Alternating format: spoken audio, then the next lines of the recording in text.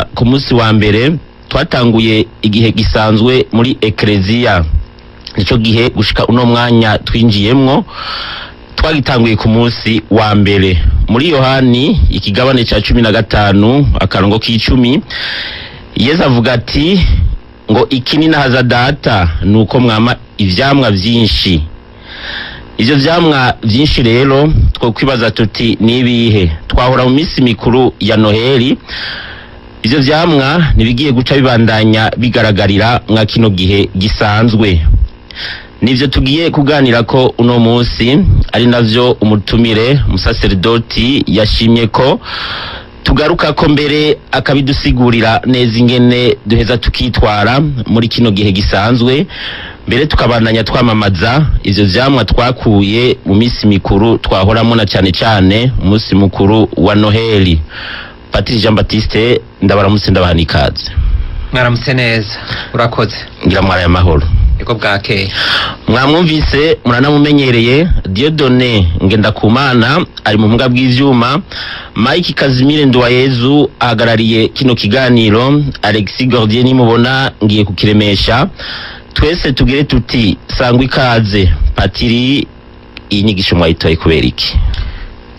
Kuko uko dusanzwe tugerageza gufasha abakristo ku buryo bwa liturujia kugira ngo ibyo duhimbaza ibyo tuba turimwo niyo tuba turiko turitegurira, ni muri iyo ntumbero kuko twarinjiye muri ico gihe gisanzwe, mugabo kubera twahari imisi mikuru ntitwaronse umwanya wo kugira ngo tubategure kwinjira muri ico gihe.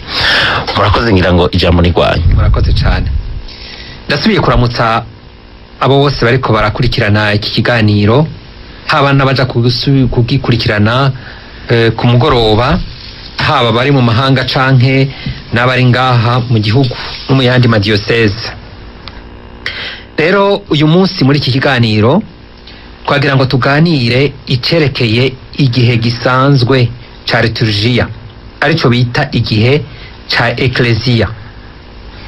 Rero mu gihe gisanzwe tugerageje kuraba neza ivyerekeye liturujia, duca tubona umenga nta munsi w'Imana wa mbere w'igihe gisanzwe uhari, kuko novuga ko umunsi mukuru twahimbaje kuri uyu w'Imana ibatisimu y'umukama tubona uri mu gihe ca Noheli, kandi ari usozera igihe ca Noheli.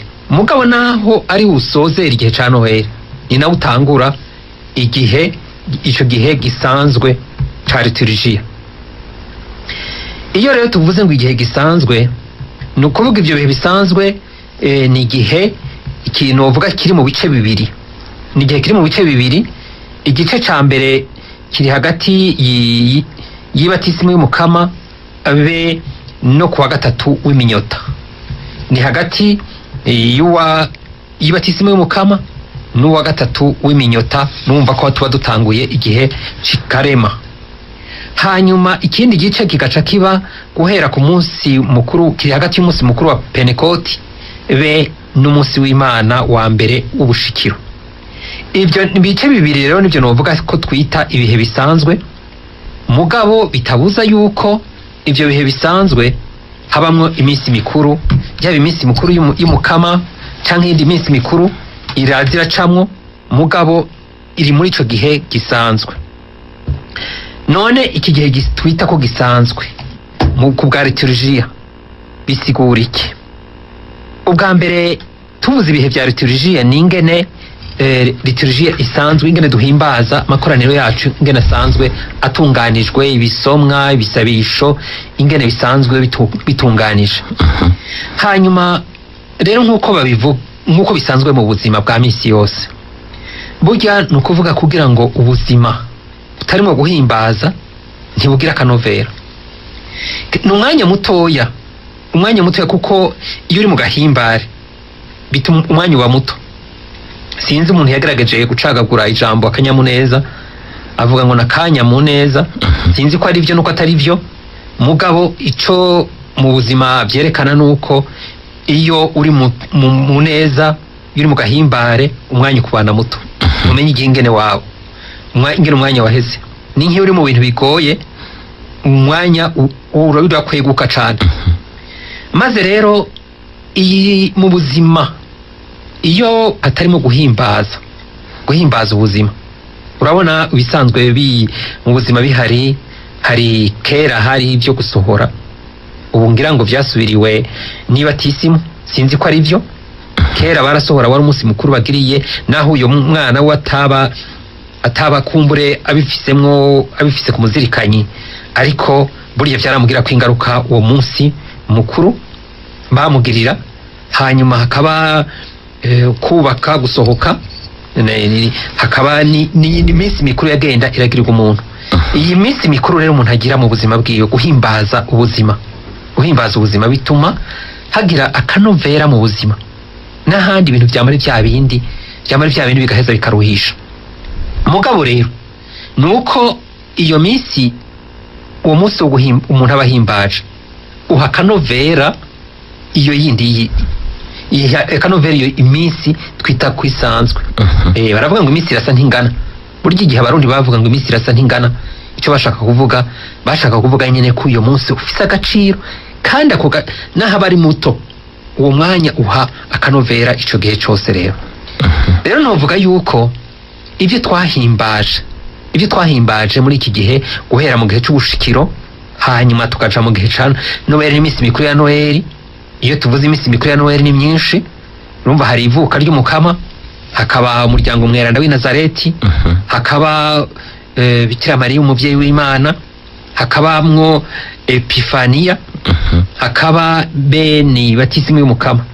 Iyo minsi mikuru rero novuga twabayemwo, kandi atari kuvuga gusa ngo kuko hagati y'ivuka ry'umukama be no kuguhimbaza hari iminsi 8, hari iminsi 8 y'agahimbare. Novuga tuba tuko duhimbaza n'uwo munsi uburi kose, sinzi nge ntobivuga mu Kirundi. N'uwo munsi umwe tuba tugira ngo tuwinovore, no kuvuga ni nkuko usagarara kuri iyo minsi 8. Kumbura mvuze ngo gusagarara kuri iyo minsi 8, benshi ntibashobora kubyumva, ariko no kugira ngo tubanze tuwinovore neza, ugacumara iminsi 8 tuwuhimbaza. Aha rero bigasha bigira rero ingaruka hehe? Muri ca gihe gisanzwe, muri ca gihe twita ko gisanzwe. Iki gihe gisanzwe rero ubwa mbere muri liturujia kirarangwa n'ibara rikoreshwa mu byambarwa bya liturujia. Aha rero nagira ngo mbanze ntomore kuvyerekeye ibyambarwa bya liturujia imbere yuko mvuga n'iryo bara. Ibyambarwa bya liturujia ntiduhave twumva, kuko hariho benshi biyumvira ngo nugushira igitambara harya kuri altari, ngo nugushira igitambara kuri tabernakulo, ngo nugushira igitambara harya hasomerwa ijambo ry'Imana. Hoya, ibyambarwa bya liturujia nukuvuga ubwa mbere ibyo biheza bikerekana igihe turimo. Hariho ico bita istora. Istora n'uyu mwambaro, kuko wa mbere ni ikanzu yera. Hanyuma ikanzu yera ikaba ifise ico isigura ubweranda, isigura izuka rya Kristo, isigura koko ubuzima bw'umwakaka twarose muri Kristo. No kuvuga wabatijwe burya niyo yategezwe kwambara, umuravye mu byanditswe ko bambaye impuzu yera. Hanyuma mugabo rero muri ico gihe cyo guhereza niyo mpuzu yera bose bategezwe kwambara ni ya liturujia, iyo ni kanzu. Abafise uruhara bose mu bya liturujia mugabo sinshizemwo abaririmbira Imana, aha aye baba bambaye iyo kanzu. Hama rero hariho ivyerekana igihe tuba tugezemo. Hari ico bita istora, ni kariya mbega ndakite ngwiki, sinzi ngene ko nokwita ko sinokwita ko agatambara, siko nokita, ariko barabibona akantu karekare umusaseredoti yambara arenza hejuru y'ikanzu. Hari iyo rero mu gihe gisanzwe gaca kaba kugwatsi rutoto, kiretse iyo hari umunsi mukuru, canke hakaba hari umweranda twibuka, aho bavuga ati rishobora kuba ritukura igihe hari umumaratiri, canke rikaba risa n'umuyugu bw'igihe ari uwitavye Imana baherekeza, canke hakaba rikaba iryera igihe ari umweranda, canke ari ikindi gisaba yuko bikoreshwa. Hanyuma hari rero umutamana wambarwa n'umusaseredoti. Aha mvuze umusaseredoti wa mbere n'umwepiskopi, yambara kandi murabo naho nyene na papa nawe nyene umwepiskope maze yambara igihe c'inkuka y'imisa. Iyo rero nayo uwo mutamana bita chasuble nawo uba ufise iryo bara ry'ico gihe yerekana igihe tuba tugezemo. Ni ukuvuga ry'icatsi kibisi. Maze hagaca hakurikira rero n'uwundi mwambaro kumbure benshi batamenyereye, n'umwambaro ukoreshwa mu gihe cyo gushengerera, canke mu gihe c'isakaramento ku rugendo kw'isakaramenti ibibera hanze ya Eucharistia mbere no hanze y'isengero. Kumbure ngaha muri mu maparuwasi yo muri Bujumbura nk'amashasha usanga atayihari, mugabo ni nkenerwa kandi ikanakoreshwa ryari, ikanakoreshwa mu gisabisho ca Eklezia benshi batamenyereye cyo ku mugoroba, nka cyane cyane ku munsi wa gatandatu ushira uw'Imana ku mugoroba, kuko ico gisabisho barasaba yuko n'abakristo bo kwimenyereza kukigira ico gisabisho ca Eklezia, niyo bita liturgia y'ibihe ku masaha. Rero muri ico gihe ugiye guhimbarisha muri ico gisabisho novuga ko kimeze nka kirya burya Zakariya igihe yabonekerwa, nico yaragiye nko guhereza kuko cari cyo guturira ububani. Ico gisabisho rero nticari cimbagwa, yari mu majambo n'ububani biherezwa Imana, ni navyo twari twarigeze gucako. Iwo mwambaro rero n'umwambaro ushaka wari kumera nk'ikoti kandi ndende ishika ku giti, mugabo nta maboko igira, ni nkuko nyene nujya mutamana nyine ata maboko ugira, utowe hejuru hamuntu umusaseredoti akirokezamwo muga ku buryo udashobora kubuza ko amaboko aduga hasi, ukaba wagutse. Uwo mutamana bita chasuble. Hanyuma rero n'uwo bita sharpe ukoreshwa muri ico gihe nawe nyene umeze nk'icyo koti, mugabo ntumeze nka wa mutamana kuko hoho nturokezamwo, hari akantu bugariramwo mu majabu mu muhogo kugira ngo fate, kandi ntikibuze yuko umuntu ashobora kugurura amaboko. Iyo niyo bita sharpe. Iyo rero ivyo vyambarwa hari n'ic'umudiyakoni rero, iyo umudiyakoni nayo ico bita daromatique nawe nyene ishaka kumera nk'ujya mutamana nyene nawo. Ayo niyo mabara rero n'ibyo byambarwa vya liturgia biba bifise iryo bara ry'icatsi gitoto. None ico gihe c'urwatsi rutoto gisigura iki? Burya ntidushobora ibyo guhimbaza mu gihe bidafatiye ku buzima, nta nsiguro biba bifise. Rero mu bihugu bibamwo imbeho nko mu bihugu vya Buraya hari igihe uba ubona ko ata buzima buhari, nk'ubu muri iki gihe turimo, kuko ibiti biba vyarataye amababi, eka nyene koko nta buzima buba buhari, umenga nta buzima buhari ariko buba buhari. Mu nyuma rero iyo imbeho itanguye guhera niho usanga habaye iremba, ibintu zirikagarukana, ugasanga ibiterwa byazanye hose, ugasanga hasa n'icatsi gitoto. Hanyuma ngaha mu bihugu by'iwacu naho hashusha, mfatire kuri iki gihugu cacu muci, urabona ko ata buzima buba buhari ku muvyerekeye ibiterwa, keretse bimwe bimwe urabona ko kwa hantu iyo uravye ku misozi urabona ko nta byatsi bitoto ubona, ariko imvura yamara kugira gute, yamara kugwa hama hakaziremba, ugasanga aho nyine kuravye hose ni ibyatsi bitoto. Rero vyerekana iki? Vyerekana ubuzima busanzwe, n'ubuzima busanzwe. Ni naco gituma rero iryo bara rikoreshwa ari ibara ry'icatsi gitoto, cerekana ko ari ubuzima, n'ubuzima busanzwe. Rero ni muri ico gihe amajambo y'Imana nayo mu bihe bisanzwe, kandi n'amadominika baraheza bakavuga ati dominika ya mbere hanyuma iya kabiri yo mu gihe gisanzwe. Ibyo muhama muvyumva bariko barayivuga ngo ni uyu munsi ngo turi ku dominika, kandi dominika twumva iki? Twumva umunsi w'umukama. Ico bisigura dominika isigura umunsi w'umukama. Die de dominika no kuvuga n'umunsi w'umukama. Umunsi w'umukama. Aha rero ni ukuvuga baraheza bakavuga ati ubu turi ku munsi w'Imana ugira kangahe w'igihe gisanzwe, n'ibisomwa bigaheza rero bigakurikira uko babiringaniza biba bitunganijwe. Hama ivyo vy'igihe gisanzwe rero novuga yuko si akenshi bikunda nk'ubu turi mu mwaka B. Ko turi mu mwaka B, hinjire akenshi iba ari iy'amariko. Iba ari iy'amariko kuko burya ya myaka A na B na C, kuko niko bitunganijwe muri iyo myaka itatu.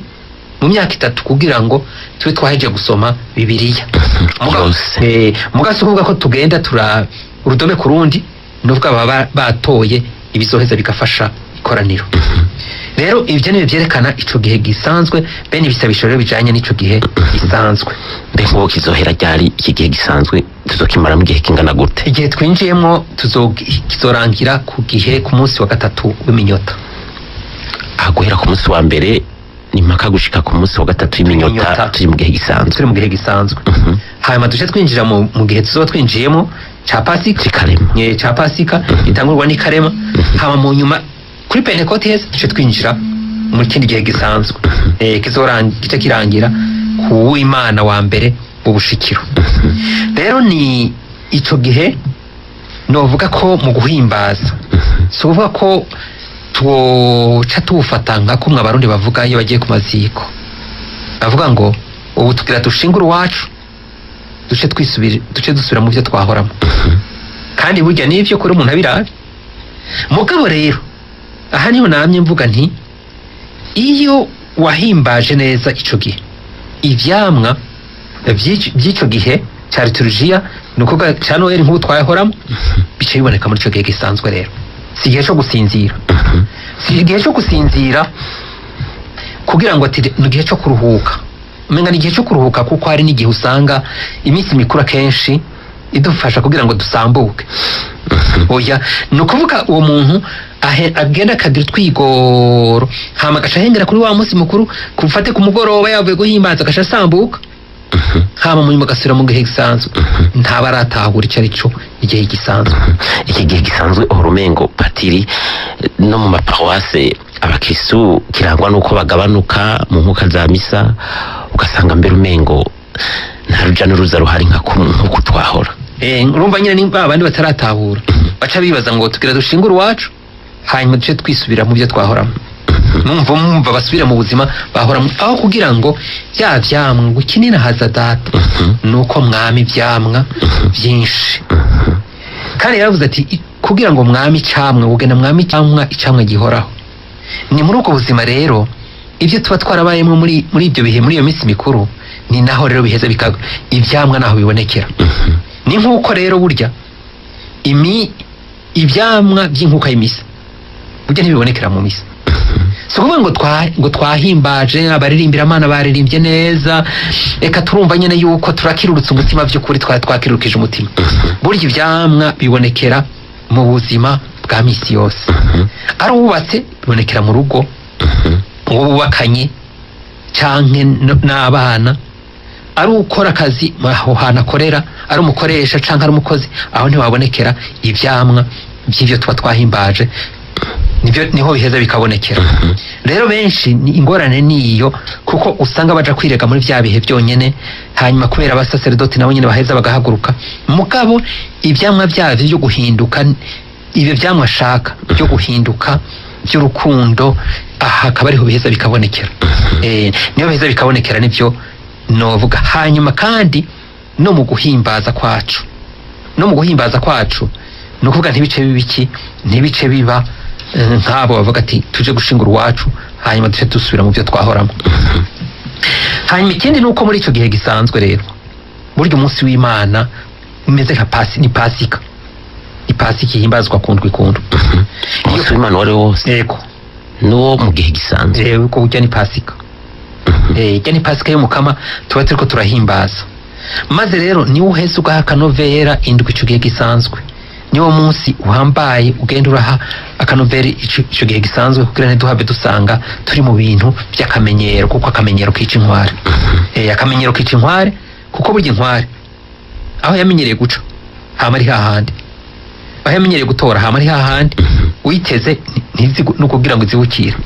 Rero ngaha kugira ngo ntiduhave tuba mu kamenyero, icyo gihe gisanzwe nico kiba kirimo umukama, aho umukama abandanya yigaragaza. Aha rero duca twibaza tuti none kuko cyane cyane iyo tuvuze ngo iyo minsi twabayemwo twarabaye mu kwitegura no kwirega n'ibyo tuba twumva twararonse inyigisho, ariko muri icyo gihe gisanzwe ko mbona iyo hari iminsi mikuru mu buzima, yego umuntu arakora ibyo ashoboye byose, akarondera ibyo kurya, agahindura nyine akazana imfungurwa z'umunsi mukuru, hanyuma yego akinovora, yego akaryoshye ntigahora mwitama, mugabo ni muri ubwo buzima busanzwe abakeneye kubandanya abaho, arakeneye gufungura, arakeneye no kunywa, naho kumbure bitaza bimeze nka bya bindi, mugabo arakeneye kubaho. Aha rero niho novuga nti muri cya gihe gisanzwe tubandanye tugaburirwa ijambo ry'Imana, tubandanye tugaburirwa amasakaramentu, maze kugira ngo muri ubwo buzima busanzwe rero ntidutandukanye ibyo guhimbaza ngo tubitandukanye n'ubuzima busanzwe, kuko turamutse tubitandukanije n'ubuzima busanzwe ni ukuvuga yuko nyine bica biba ibintu bitagira ifatiro. Ni na hamwe uca usanga abantu baca baja mu byerekeye byayobokamana y'abantu bagize bakariha agaciro cyane kuruta ibya liturujia byo guhimbaza. Rero muri make iki gihe twinjiyemo uko twokibamwo ni uko, kandi tuzogenda tubandanya n'ubundi, tuzogenda tubandanya tubafasha kwindwi kwa gatatu kugira ngo dufashanye kugira muri uko guhimbaza. Hanyuma turazi yuko rero abaririmbira Imana n'ubundi bafise uruhara runini muri ibi byo kudufasha guhimbaza, kugira ngo tubaranye tubibamwo.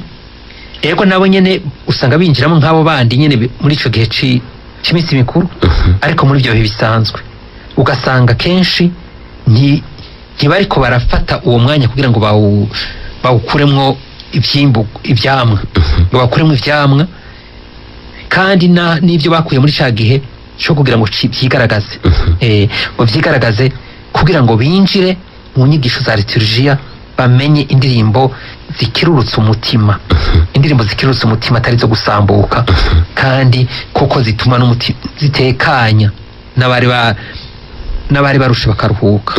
Iki gihe rero kidufashe kugira ngo naho citwa ko kisanzwe ikibi cyo gusinzira, ariko ikibi cyo kubaho tugire Kristo. Mbega patiri, nkaho nyene nk'abaririmbyi muri iki gihe gisanzwe bo kwihatira iki kubandanya bagaragaza ivyo vyamwa bakuye mu ibihe twahoramwo tukaba tugiye muri iki gihe gisanzwe? Eko muri iki gihe gisanzwe nabo nyene nuko baheza bakarimbura kumva yuko ico byabafashije, ico byabafashije, kuko burya ntibasabwa gusa kugira ngo baje gufasha, kuko niyo ngorane. Hari abo umenga ntibari mu misa, ugaca usanga igihe kumbure n'umusaseredoti ariko arasigura, ugasanga umuririmbisha ariko yiruka n'ivy'impapuro, izo bibagiye ukabona arasohotse ntamenye ibyo arimo. Urumva nk'abona bataramenya ubutumwa bafise muri Eklezia, kuko batubwira ati n'ubutumwa nyabutumwa, naho ari mu bundi buryo, burya kuririmbira Imana ni ubutumwa nyabutumwa, kuko ubu kuririmbira Imana byarinjiranyemwo na liturujia, biri mu bifasha, kandi noneho niko byamye no mu mico yose, mu mico y'imiryango myinshi. Kumva rero yuko nabo baba baje gusenga, kandi kumva ico bakuyemwo kugira ngo bongere bacuruze itarenta, hanyuma bongere bafashe haba mu guhingura indirimbo ibyo bakuyemwo, hama kandi bongere bagire gute no kuririmba izijanye zifasha abantu. Hari n'abaririmbira Imana usanga umengo niba n'abasitare, niba abasani twumva, ukabona mbere muri bo amaso bayerekeza kuri bijya bicurarangisho, ahubwo muri bo mitima yabo ntibumva igihe barimo. Bijya birabereye? Oya, ntibibereye nyene, ni naco gikorwa nyene cyo kubafasha kugira ngo nabo bibafashe bibatagatifuza, bifashe kugira ngo bibatagatifuza, kuko n'ubutumwa nyabutumwa, n'ubutumwa nyabutumwa naho ari mu bundi buryo.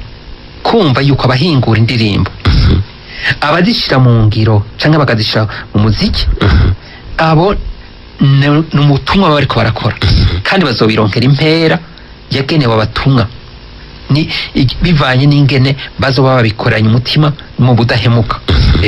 Kandi ikindi banasabwa rero burya baririmbira Imana nuko babera akarorero abandi ba Kristo, kumva mu buzima babayemwo, kumva ati n'umuririmbira Imana.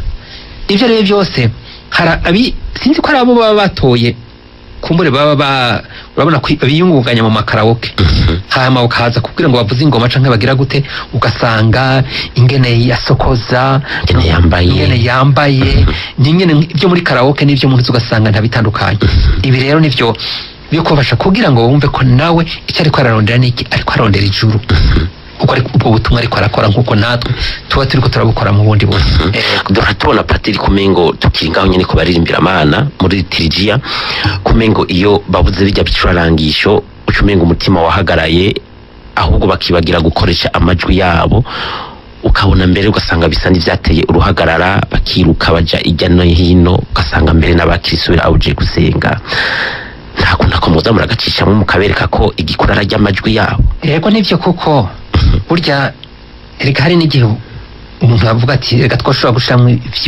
ivyuma ikaseti CD ikaririmba akabaririmba mu kibanza cabo ariko urumva kubera ari ubutumwa nyabutumwa abo barakenewe mugabo kumva ko hakenewe amajwi y'abantu atari ivyo bicurangisho rero aha niho hantu ho kubafasha buke buke kugira ngo bazogera ahantu bumva ko ivyo bicurangisho biza bishigikira ayo majwi yabo aho basanzwe barenza amajwi ivyuma bikarenza amajwi abaririmbira Imana kugira ngo bamenye yuko ibicurangisho biza bifasha kugira ngo gushigikira amajwi no kuryohora gusa sinza baraho baracerewe kuririmba inkuka ya misa hanyuma babarati ni muririmbe nabo baca bagira bati ko mutemeye ko ducomeka ibicurangisho vyacu turahevye kuririmba no kuvuga ntibaramenya ibyo barimwo abo ntibaramenya ibyo barimwo ni nkuko ngira ngo baba bari muri karaoke murakoze cyane mbega patiri abakristo nabo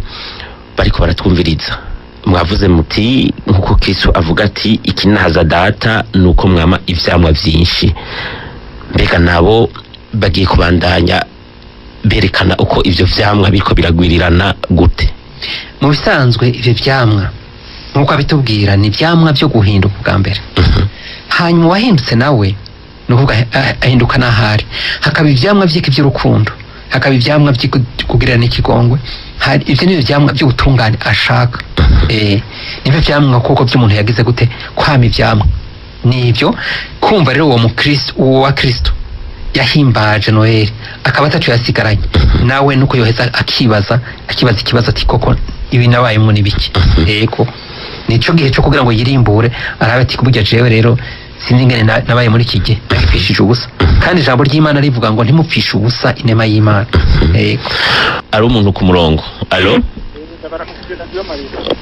turabaramukije muduza akajwi mutubwire n'izina baramutse neza akazina ninde ndi Gordia murakoze yego mfite akabazo n'intererano bwambera akabazo yego imyambaro n'ibitambara n'amabara yego kugira mbaze ikanzu yera twebwe dukorera ku bisata canke ku rurano rusizi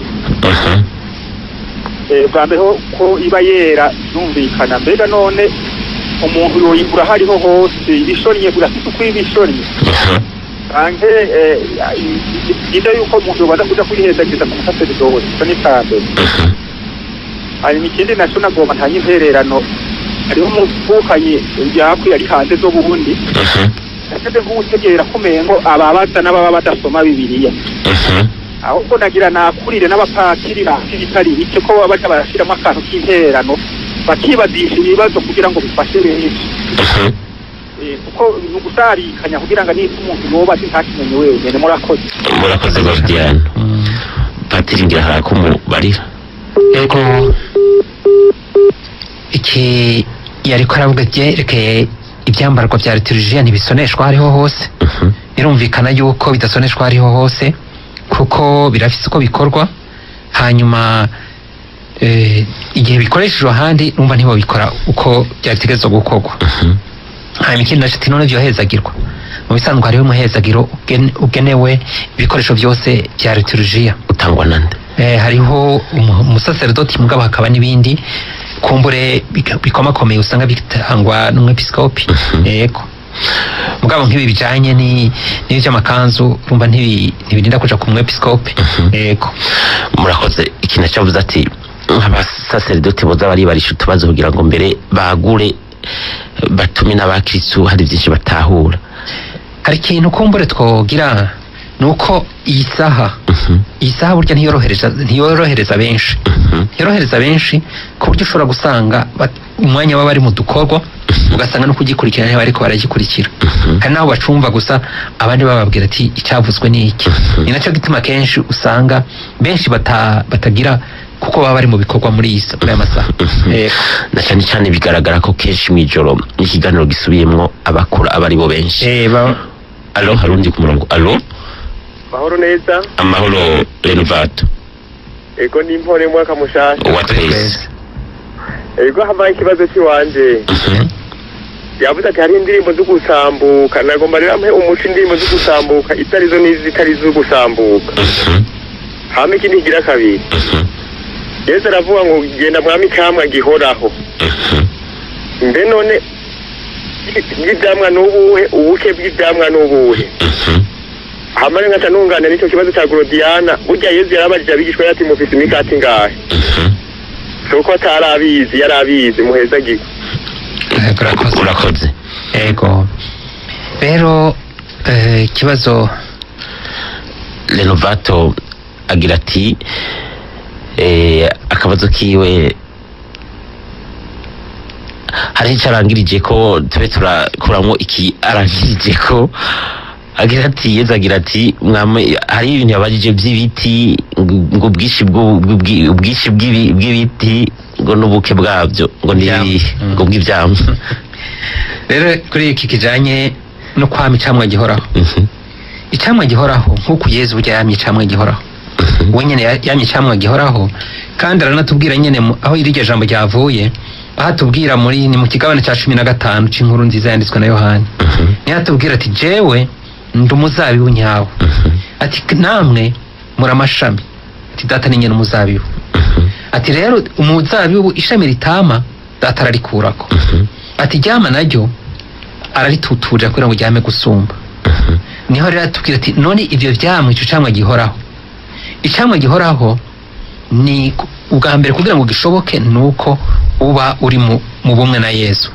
Ubu kumva kuri ishami ngo tutari kumwe ntashobora kwishoboza. Kumva rero ko atagukorera abandi kuko yariko aravuga ikintu cyo gusambuka, ari ikintu cyo gusambuka yari indirimbo yavuze ko baririmbira Imana. Maze rero kumva yuko igihe umuntu abikorari baho abaririmbira Imana bakabaho nk'abatari muri eklezia, no kuvuga ibyo bama ntawuzi ibyo ari byo, ibyo bama ntawuzi ibyo ari byo kandi ntawamura ibyamwa byiza ku mikere ngo kandi ngo igiti cyiza gitanga ibyamwa byiza. Hanyuma rero ni imvugo ngereranyo ivuga kwama ibyamwa, kandi iryo ni ijambo dukunze kumva ujya muntu arama ibyamwa, no kuvuga ibintu bimukomokako biratuma hari ibintu byigaragaza. None dufate nk'umuntu arahinguye indirimbo, hama iyo ndirimbo kwama kwiwe kubera yari indirimbo mvamutima yari yasizwe amavuta ya mutima, maze iyo ndirimbo igafasha abantu bari barushe bakaruhuka, abantu bagahindukira ku mukama bafashwe n'iyo ndirimbo, ntaba yamye iryama. Ni ivyo rero kumva yuko uko abo bantu benshi yafashije bagahinduka kandi ukaronka n'intahe, ivyo ni vyamwe abariko arama, kuko nawe yaranywanye n'Imana yari mu mukama. Ibi niko noheza nkabimubwira. Hama ikintu naco yariko aravuga co gusambuka, hariho indirimbo zo gusambuka nyene, kandi burya hariho abantu bavuga bati uyu munsi jewe ngira nze gusambuka pe. Gusambuka nyene no kuvuga yuko ubuzima nyene uba ucifisemwe mu mutima. Niza ndirimbo rero no kuvuga ataco zigusigara natari zinkora mutima, sizinkora mutima, no kuvuga n'ibintu nka kujya kw'ibintu ivyakatse turya bigaca umuriro ugacuzi mu bwo nyene. Ariko indirimbo zinkora mutima zifasha ku mutima nizo rero zidasambura ahubwo ziruhura bari barusha. Hari undi ku murongo. Alo, alo. Amahoro nyakubahwa Gorodiye. Mahoro cyane Tasiano. Yego. Muri paruwasi Gitaramuka ikisaya n'igwizingo bya bya Muyinga. Akabazo. Maze mbona mukizi musase zo tumuka amajamba ati. Aramutse neza. Kandi icyo nashaka gukenguruka bwa mbere. Uno eklezia muryango isanzwe itunganije. Yego. Naho kijya mwarangirije ko c'indirimbo icyo bigaragara neza ko bivaye ko n'amasaha Imana atunganije bijya by'ivyuma nkajya mu karema n'akaryo keza gaca kabara akaryo keza ko kwegera umukama yandiye hajya rero ivyuma byo bindi azaca banza guhagarara bigaca bigenda neza. Ndashaka kubaza akabazo kuri hirya mwagiye muvuga z'inyambaro ziranga amasoamana. Nagiye numva muvuga nko ku maparuwasi ariko nkaje nko muri uwo mwanya ndi mu Rugino ruguru hagaragara amasirikare cyane ahenshi muri Gahoho aya makanzu bagiye bavuga Eklezia buri kibatunga irabitegekanya gute kugira ngo naho abakristo badashobora gushika ku maparuwasi bashobore kubona uko bishobora kugenda mu nyambaro no muri bijya bindi bigenda bisabwa uko naho mwagiye mudusigura neza yuko iteruka abakristo baja ku maparuwasi bakabona uko bimeze ino intenshi bikunde uko bashika ku maparuwasi mugahe n'abatabisobanukiwe. Akabazo kanje nako muzorani. Urakoze Tasiyano. Ego twavuze yuko mu byambago vya liturujia harimwo ubwa mbere iyo novuga ni nk'umushinge ni kanzu yera haba mu ikarema irera misi yose y'amayera naho bamwe haba mu gihe gisanzwe irera haba y'amayera yoyo yerekana iki navuze yerekana isigura ubweranda abafise uruhare rero bose muri liturujia kiretse abarimbira Imana naho usanga burya bijya bakunda kwambara z'icyo usanga ari uniforme zerekana korale yabo so bwa ko ari za liturujia zijya ni zabo nyene ni uniforme nyene uniforme kugira ngo bamere ico kimwe berekana ubutandukane bw'abaririmbyi n'abakristo mugabo ijya si ya liturujia ariko iza liturujia nkurya himbarisha nkuko yaravuze ati twebwe usanga turi mu bisata canke turi ku mashuri mu masekirisare no kuvuga nabo urya himbarisha kuko ntahimbarisha yambaye ikabutura kandi ahimbarisha yambaye kundi oya hariho iyo kanzu kandi twumvise ifisi sigura aho urumva ko hari iyo hanyuma ivyerekeye ijyanayo y'umuhereza uriko arahereza inkuka umusaserdoti ni ukuvuga ivyo vyambagwa iyaje ni naho biheza bigakora kumbure bamwe bakabibona yego hari n'ababibona ico gihe bakibaza ati bimeze gute ariko ikindi naco nuko burya hariho ahenshi usanga bagira igisabisho cyo gusaba abasaserdoti benshi kandi beranda ni ukuvuga rero igihe abo basaserdoti benshi beranda bazoboneka ni ukuvuga yuko nabo bataronka inkuka y'imisa bazoronka uburyo bwo kugira ngo bagire gute baronka izo nkuka kugira ngo kumbure igishoboke umuti wa Tasiyano nkuko avuze ati akarere arimwo muri diocese ya Muyinga hagwiriye amasikirisare menshi bigaragara ko hakenewe ishingwa ry'amaparuwase menshi kandi ukumbura urumva nko muri ushobora gusanga muri diocese ya Muyinga usanga atabasaserdoti benshi bahari mugabo hari n'ibindi navyo nuko burya hari abasaserdoti bagenda novuga bakaba missionari reko mu gihugu nyene bakaja mu yandi ma diocese ibyo navyo birabaho hari uko abepiskopi bahanahana abasaserdoti rero ibyo uko abasaserdoti bazogana baragwira niko hazogera igihe rero ibyo bose bakabimenya bikaba ngombwa ko babimenya. Murakoze ngira yabyumvise Tasiyano. Hari uwanditse abaza ati witwa René ari muri Paruwase rya Kabamba diocese ya Ngozi agira ati umuririmbyi agiye kuririmba afise igicumuro ngo ni vyiza. Hari umuntu ku murongo. Allo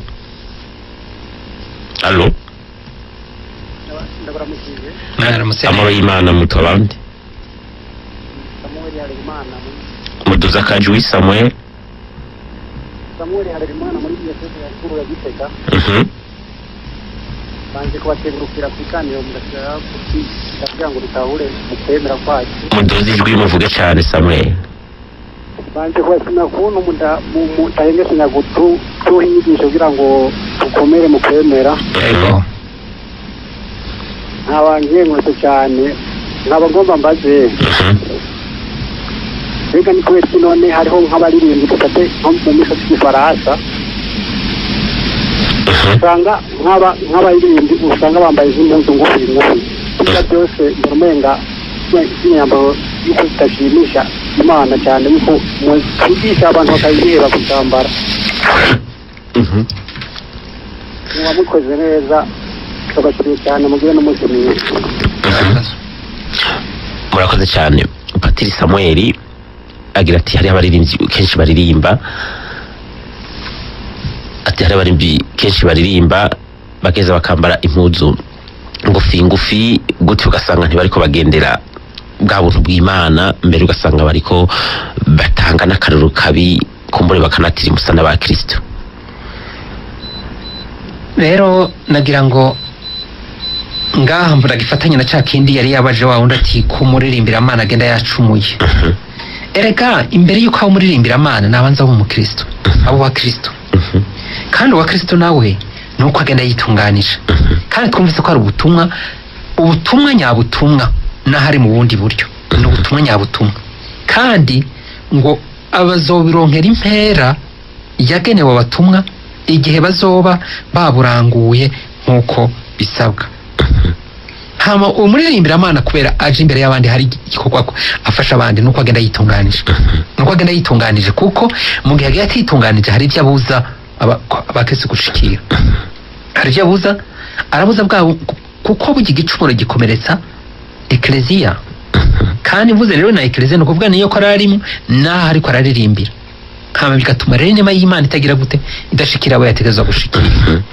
Aha rero ni nk'abo avuze ati kwambara, hari ikintu benshi bitwaza mugabo kumbure bataratabura neza ico Paulo mweranda babwira.